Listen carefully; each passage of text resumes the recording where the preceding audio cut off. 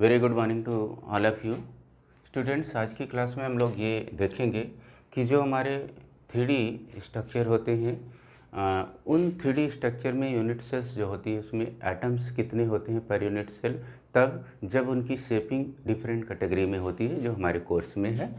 तो यहाँ पर हम बात करेंगे number of atoms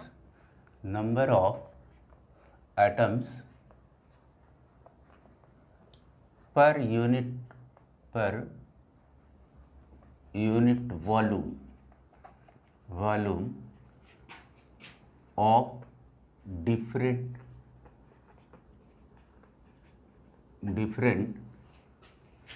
type of unit cell. अब आपको पता है यूनिट सेल्स जो है हमारे पास कितनी तरह की हैं। टाइप्स की बात मैं करूं, यहाँ पे अगर मैं बात करूं for primitive unit cell, primitive unit cell, तो प्रिमिटिव यूनिट सेल हमारा क्या होता है, इसमें नंबर ऑफ एटम्स जो होती है, number of atoms equals 1/8 × 8।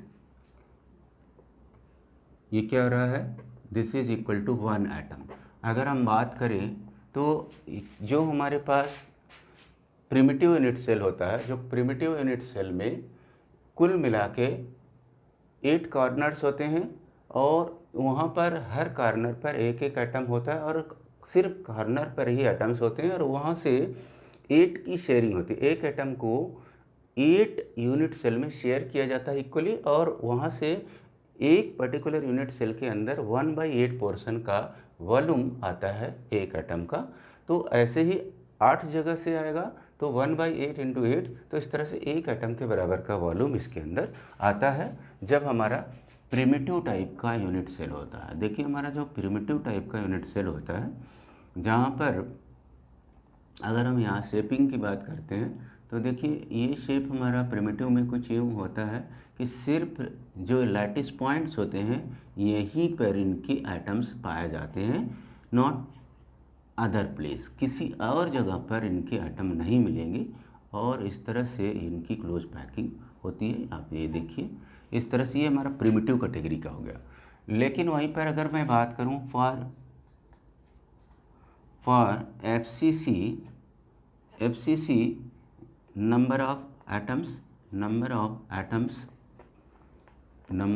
Atoms in unit cell में कितने एटम होंगे, ये होता है क्या 1/8, तो कॉर्नर पर तो होते ही हैं प्लस ½ × 6। एक्चुअली क्या होता है कि यहाँ अगर आप देखें तो ये हमारा एक एटम के बराबर का वॉल्यूम तो यहाँ आता है 1 एटम के बराबर, तो कॉर्नर से आ जाता है और फेसेज जो होते हैं 6 होते हैं वहाँ से 3 एटम के बराबर आ जाता है। तो टोटल मिलाकर अगर हम देखें तो ये 4 एटम के बराबर का वॉल्यूम इसमें आता है, 4 एटम के बराबर का वॉल्यूम। तो होता क्या है, शेपिंग को अगर आप देखें यहाँ पर, अगर मैं यहाँ ड्रॉ करूँ तो आप देखेंगे तो इनका जो FCC होता है, face centred cubic unit cell, कुछ इस तरह से होता है।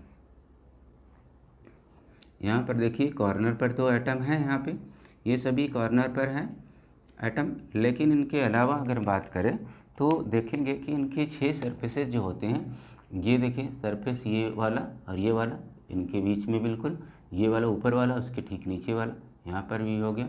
और अगर मैं बात करूँ इसके यहाँ पर और इसके पीछे छोटा सा मैंने बनाया तो ये वहाँ पर होता है। तो इस तरह से क्या होता है कि जो FCC होता है 8 कॉर्नर से सारा मिलाकर के एक एटम के बराबर आता है, लेकिन 6 सरफेसेज है तो ½ एटम अंदर और ½ बाहर यूनिट सेल के होता है और ऐसे 6 जगह से ½ पोर्शन आता है, तो कुल मिलाकर के 4 एटम के बराबर आता है। मैक्सिमम नंबर ऑफ एटम ये FCC टाइप के यूनिट सेल में देखने को मिलता है। वहीं पर अगर मैं बात करूं कि जो हमारा BCC है, बॉडी सेंटर्ड, तो बॉडी सेंटर्ड में अगर मैं बात करूं तो बॉडी सेंटर्ड में नंबर ऑफ यूनिट सेल्स जो होंगी वो 2 होती हैं। तो बॉडी सेंटर्ड जो हमारा है वहाँ पर 2 कैसे होता है उसको हम यहाँ पर देखते हैं। देखिए हमारा जो BCC की बात करते हैं, number of number of atoms found in a BCC unit cell. तो ये होता है 1/8 × 8 कॉर्नर से मिलेगा। अब पता है कि बॉडी के अंदर एक एटम अकेले होता है, इसीलिए इसको बोलते हैं बॉडी सेंटर्ड। तो ये हमारा 1 एटम यहाँ से आ गया और 1 एटम इस साइड से आ गया, ये हो गया। तो ये हमारा हो गया क्या, 2 एटम के बराबर का वॉल्यूम आ गया एटम्स। और अगर BCC के स्ट्रक्चर की बात मैं करूं तो थोड़ा सा आप यहाँ देखें, ये स्ट्रक्चर कुछ बनता है इस तरह से BCC। ये देखिए मैं ड्रॉ कर रहा हूँ, कोशिश कर रहा हूँ आपको समझ में आ जाए। तो ये कुछ इस तरह का शेपिंग होती है। ये देखिए, ये तो हो गए कॉर्नर वाले सभी जो हमारा प्रिमिटिव के जैसा है, लेकिन एक एटम ऐसा होगा जो बिल्कुल बीच में सारे सरफेसेस को टच कर रहा होगा, तो ये BCC टाइप का होगा। BCC भी इसीलिए 2 एटम के बराबर वॉल्यूम होता है। सिमिलरली अगर मैं बात करूं number of atoms found in a unit cell of ECC type, जो ECC टाइप का यूनिट सेल है उसमें ये होता है 1/8 × 8 कॉर्नर से तो आने हैं, लेकिन 2 एजेज ऐसे होते हैं वहाँ से हाफ आता है। तो ये हमारे पास कुल मिला के 1 यहाँ से हो गया, 1 + 1 मीन्स कि 2 एटम्स के बराबर का वॉल्यूम एक यूनिट सेल में इसमें आता है।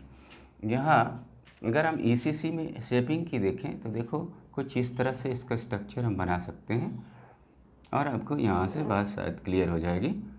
ये देखिए, ये आपने देखा कि यहाँ कॉर्नर पर तो एटम होंगे ही होंगे, ये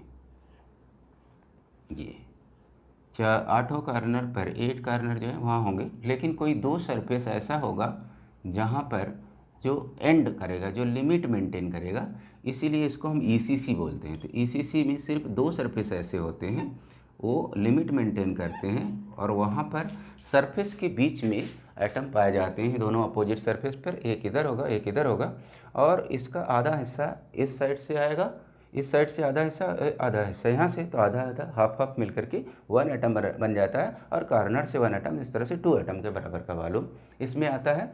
और यहाँ पर इस तरह से हमारे पास BCC हो गया, FCC हो गया और प्रिमिटिव हो गया, ECC हो गया, ये सभी कैटेगरी में नंबर ऑफ एटम्स कितने होते हैं ये हमने अभी देखा आज की क्लास में, कि total number of atoms per unit cell found in different type of unit cell. So आज के लिए इतना ही, नेक्स्ट क्लास में हम कुछ और सीखेंगे। Thank you for today.